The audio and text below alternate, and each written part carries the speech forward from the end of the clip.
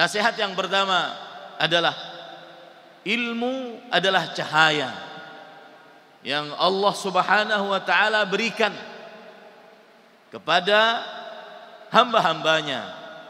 Naam, iya, hamba-hambanya saja yang mendapatkan ilmu. Oleh karena itu, perbanyaklah mengerjakan ketaatan-ketaatan pada hari ini. Hadza laisa minal gharib. Ini bukan sesuatu yang aneh. Fil qurbah wasyiddah yashtaddu at-ta'abbudu lillah azza wa jalla. Di dalam kesulitan, di dalam keadaan-keadaan genting, maka seorang hamba benar-benar lebih mendekatkan dirinya kepada Allah. Aktsiru minat ta'at. Perbanyaklah dari ibadah kepada Allah Subhanahu wa taala. Sebesar ibadah kalian, sebesar ilmu yang akan kalian dapatkan. Sesuai dengan ibadah-ibadah yang kalian lakukan. Ibadah-ibadah yang kalian lakukan kepada Allah Subhanahu wa taala, maka sesuai itu pula ilmu yang akan kalian dapatkan. Sesuai dengan salat-salat yang kalian kerjakan, doa-doa yang kalian angkat kepada Allah Subhanahu wa taala, sebesar itu pula kemudahan kalian untuk menghafal ilmu-ilmu agama. Qala Allah Ta'ala fil Qur'anil Karim, wattaqullah wa yu'allimukumullah. Allah Subhanahu wa taala berfirman, bertakwalah kepada Allah. Ittaquhu fi ayyam ikhtibarat. Bertakwalah kepada Allah di dalam hari-hari penilaian akhir semester. Perbanyak istighfar sebelum menghafal. Perbanyak bersolawat sebelum menghafal. Perbanyak mengangkat doa sebelum menghafal. Perbanyak solat sunnah sebelum menghafal. Perbanyak tahajud, solat witir sebelum menghafal.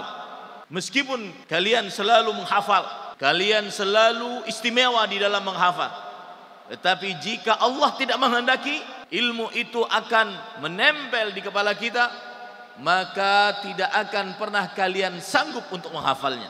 Imam Syafi'i rahimahullah, Muhammad ibnu Idris, seorang ulama Islam abad ketiga Hijriyah yang merupakan pendiri mazhab Asy-Syafi'i. Beliau mengadu kepada gurunya Waqi' tentang kesulitan menghafal. Maka sang guru memberikan arahan nasihat agar meninggalkan maksiat, memperbanyak ibadah. Dan sang guru memberitahukan bahwasanya ilmu adalah cahaya, dan cahaya tidak diberikan oleh Allah Subhanahu wa taala kepada orang-orang yang bermaksiat.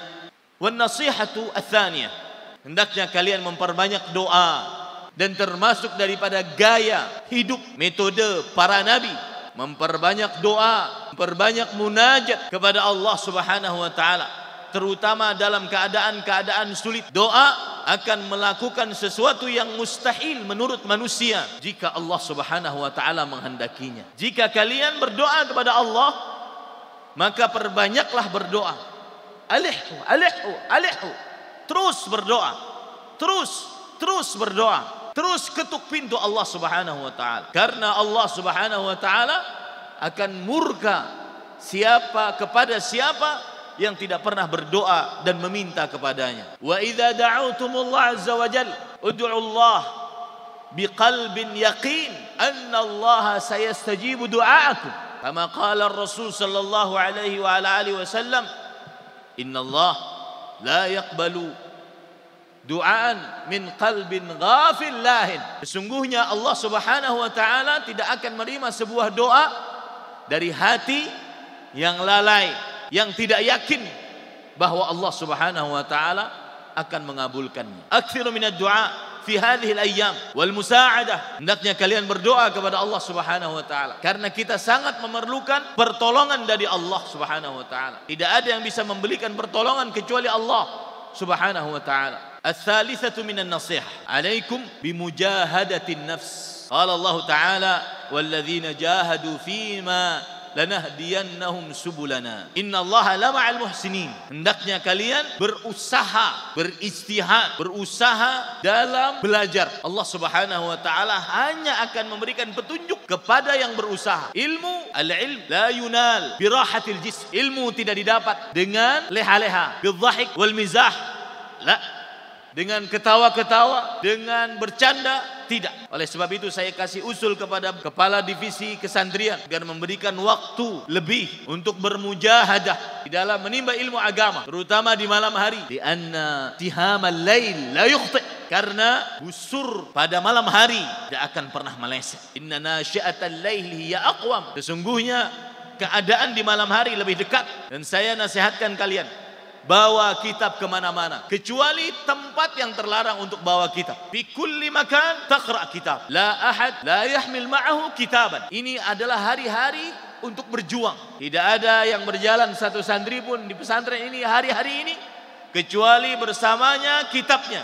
Dia baca di dalamnya. Wa hadha huwa al-farq baina dirasatikum fil bait wa dirasatikum fi hadzal ma'had. Ini adalah perbedaan antara tata cara belajar kalian di rumah dengan tata cara belajar kalian saat di pesantren ini. Hadhihi an-nasihah ats-tsalits, ar-rabi'ah wal akhir, yang keempat, yaitu la najaha illa bi tartibil waqt. Tidak ada kesuksesan tanpa mengatur waktu yang benar. Tabihu minal waqt. Al-waqtu lahu sifat. Lahu sifat. Hati-hati terhadap waktu. Waktu memiliki sifat-sifat. Awalan, idza ja'a la ya'ud. Jika dia datang, tidak akan pernah kembali. Yang sudah lewat setengah jam tidak akan pernah kita bisa kembalikan. Meskipun engkau bersedekah dengan sejagat raya emas. Ini yang pertama dari sifat waktu. Jika datang tidak akan pernah bisa kembali. As-sifat tsaniyah lil waqt, sar'ana ma yamdhi. Dia sangat cepat, selalu cepat berlalu. Thumma thalithan, as-sifah lil waqt, al-waqtu athmanu min adh-dhahab. Waktu, yang ketiga sifat waktu, waktu lebih berharga dibandingkan emas. Limadha? Li sababaini dzakartuhuma. Kenapa waktu lebih berharga daripada emas? Dengan dua sebab yang sudah saya sebutkan. Waktu jika datang tidak akan bisa dikembalikan, meskipun kita bayar dengan uang. Waktu akan sangat cepat berlalu, tidak akan bisa ada yang menahannya. Illa Rabbu al-asr, kecuali yang memiliki masa, yang akan bisa menghentikan masa itu sendiri.